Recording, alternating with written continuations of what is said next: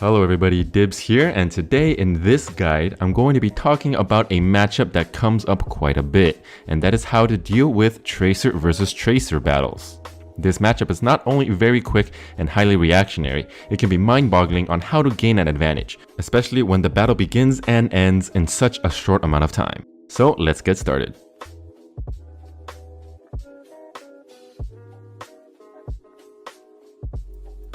First, let's talk about aiming.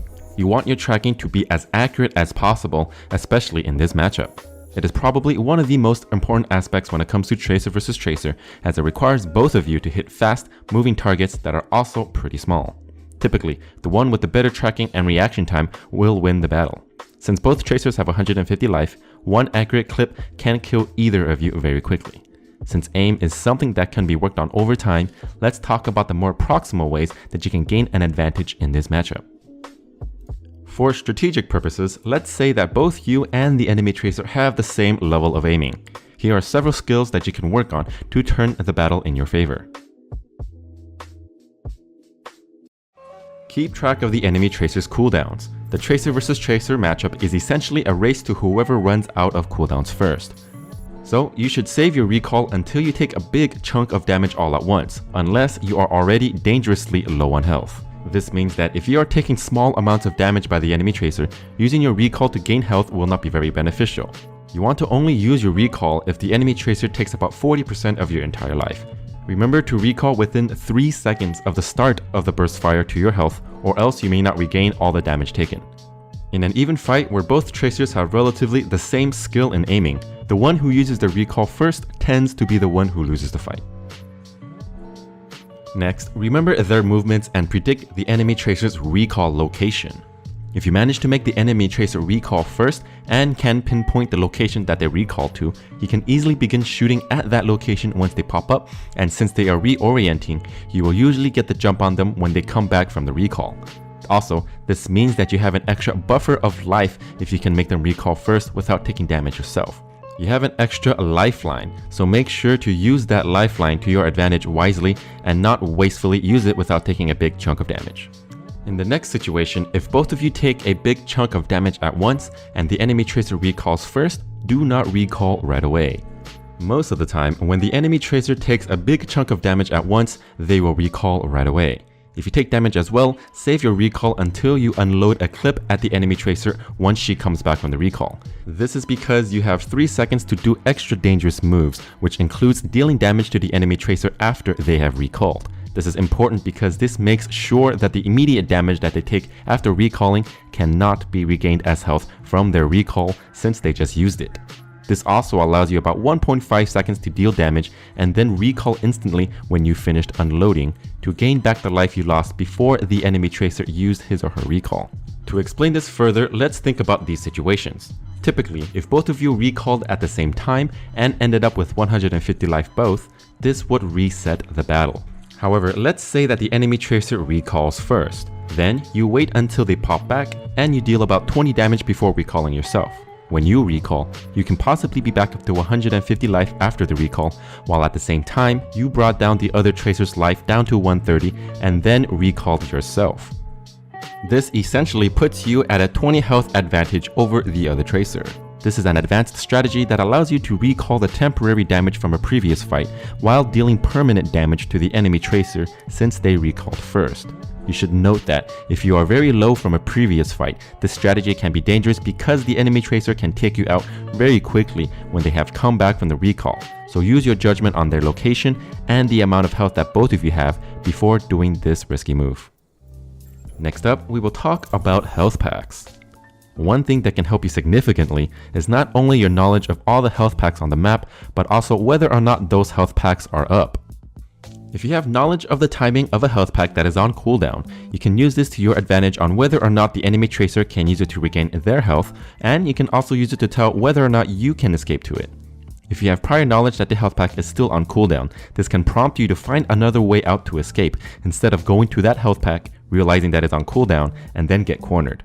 This is super important because the split-second decisions that you need to make, whether or not it is to escape or to chase the enemy tracer really depends on your survivability, and most of the time in a tracer versus tracer matchup, you are on your own and health packs are either your saving grace or the enemy tracers. With this in mind, as well as the cooldowns of the enemy tracers, you can see whether or not you have the blinks or recalls to beat the enemy tracer to these health packs.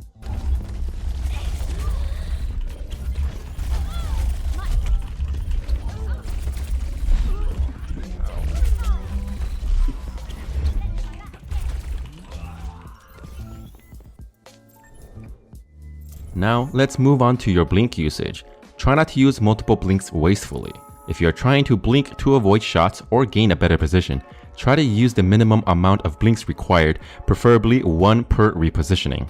In a tracer versus tracer matchup, the one who uses their blinks more effectively tends to have more flexibility on choosing whether to pursue or escape the enemy tracer. If you find out that the enemy tracer used 3 blinks recently and a recall, that means they have no escapability for about 3 seconds until their next blink is up.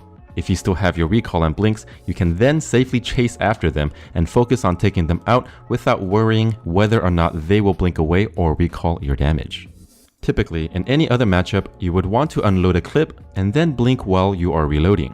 However, when you are going against another tracer, the other tracer only has a full second to unload. If you actually blink while the other tracer unloads on you, they will end up wasting most of the clip shooting at nothing. This allows you to escape shots and reposition yourself at the same time to start shooting at the other tracer while they are aiming at your previous location. By the time the other tracer turns to you, you should already be unloading your own clip, and then the other tracer would have to decide whether or not to blink to escape, recall, or finish the clip. This throws the rhythm off of the usual process of unload, blink, reload. The fact that the enemy tracer has to react to your off-rhythm blink makes it harder for them to get back into the rhythm, which you control. So aside from your aiming as well as your blink usage, movement is also very important when it comes to this matchup, especially when it comes to crouch spamming and usage of AD-AD. Crouch spamming allows you to make your head harder to hit, and moving with AD-AD, which is your left and right movements, makes your body movements unpredictable. Moving in a straight line makes your movements easy to read, and using crouch spam plus AD-AD makes it less likely that you'll be one-clipped. I feel that using these two methods at the same time is something that you can use not only in tracer versus tracer battles, but in all matchups. However, I find it much more annoying to deal with a tracer who is really good at doing these two things, as it throws off the flow of the battle when done correctly. Lastly, let's talk about using corners and walls for cover. You can think of the environment as extra blink cooldowns. Using your environment for cover is also very crucial in tracer versus tracer fights. Fighting out in the open doesn't really allow you to gain an advantage, and also makes you an easier target for others to come into the fight. Corners and walls are great ways for you to peek around, and can also be used to set up positional traps against the other tracer. For example, if you run behind a corner and the enemy tracer comes chasing after you, you can wait for them around the corner and get the first shots off. This will usually end up killing them, or making them have to use their recall before yours and put you ahead of the race of cooldowns. Also, rather than using blinks to dodge shots, using corners, walls, and the environment is also very effective in blocking damage. It may not really be necessary for you to waste a lot of cooldowns to dodge incoming attacks, and walls are the best ways to keep yourself ahead of the cooldown race. Alright, so that's about it when it comes down to tracer versus tracer. A lot of it is really focused on knowing whether or not you can escape or successfully chase down the enemy tracer when they are low on health. This all revolves around paying very close attention to the enemy tracer's cooldowns as well as your own at the same time. Keep this in the back of your mind and you'll have a much easier time in this matchup. Other than that, if you guys have other tips in this matchup that can help, feel free to put them in the comments below. I'll be interested in hearing what you guys have to say as well. I'll also be working on other tracer matchups, so keep an eye out for those. But as always, thanks for watching guys, and I'll catch you guys in the next one. Peace out.